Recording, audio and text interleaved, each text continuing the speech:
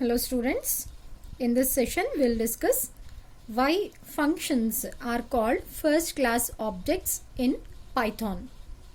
Now, to be called as a first class object, it need to satisfy certain properties or certain characteristics. That is the reason why functions are called as first class objects. Okay, now why means if an entity entity may be a variable, maybe a function, or anything it may be. So if an entity satisfies the following three characteristics, then they are said to be first class objects. And here in Python, functions are said to be first class objects. Now check here, the first characteristic is a function must be able to be assigned to a variable. So here goes the explanation.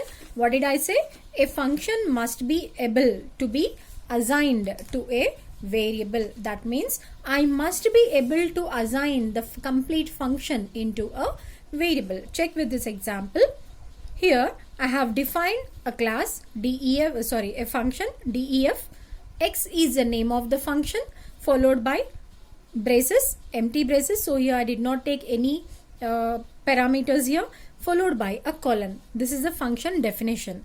Now what is this function going to do? It is simply returning 30 when I am calling it. I repeat, when I am making a call to this function, the function name is X, it is simply returning 30 and it is keeping quiet. That is the purpose of this function according to this example. Now what is the name of the function here? X. So what did I do here? Y is equal to X. I have taken y as another variable. What is the value of y? Y's value is nothing but the function x. I did not mention any braces here, observe. Now finally I am print y. Y I am taking it as a function, right? In this case the output will be return 30. That means simply 30 will be returned because whatever was there in x, the function x is dumped into y. That means I am able to assign this function to a variable. So here it is satisfying the first characteristic, right? Coming to the next characteristic, a function must be able to be passed as an argument of another function. Okay, so it must be able to be passed as an argument to another function. Now check here. Here I have taken x as a function. What is this function going to do? It is going to return 30.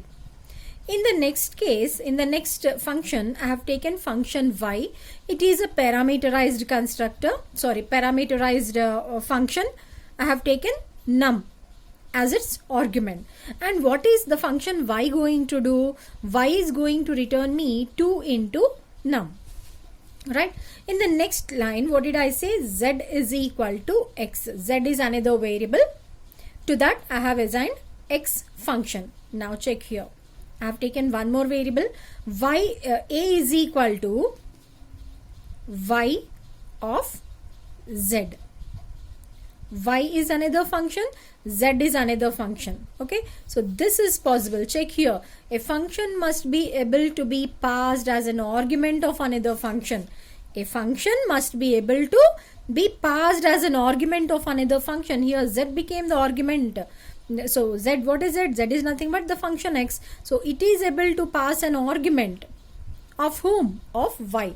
Both y, z, both of them are functions here, where z has become an argument for y. Finally, if you are trying to display a, what is there in a? A is nothing but the function y is called here. The function y is called. What is y? Num. What is there in num? We don't know yet, isn't it? Now, what is the argument we have taken here? Z. What is z? Nothing but the function x. What should function x do? It has to return 30, isn't it? So the value of this one is 30, right? Then y what should it do? Y num.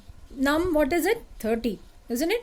So what should it do? It has to return. What should it return? 2 into num. 2 into 30. So the output here will be 60.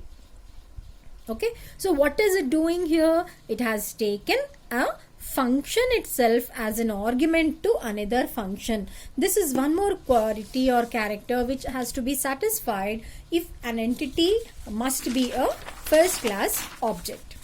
Check with the next property or next character. A function must be able to return a function. So a function must be able to return another function, or the function itself, it may be a recursive function also.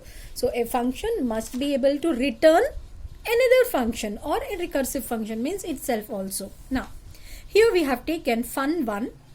This is my first function. What is it going to do? It is going to return 30 when it is called.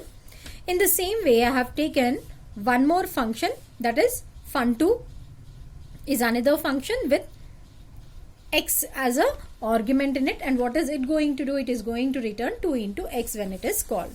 Now check, I have taken one more function here. The name of the function is sample. What is it going to do? It is going to return. Now here what did I do? I have given a big expression here. In the previous session we have seen that a function can return multiple values, or it can even return some expressions also. In this case it is an expression. What is this expression? Addition of function 1's value and function 2's values. But check here, what is it going to do? Function 1 plus this one. Now function 1, what is the value of function 1? 30 will be returned here. Next I made a function call. What is that one? Function 2 of function 1. What is function 1? 30. And what is this complete one? Function 2 of 30 means 60. Right?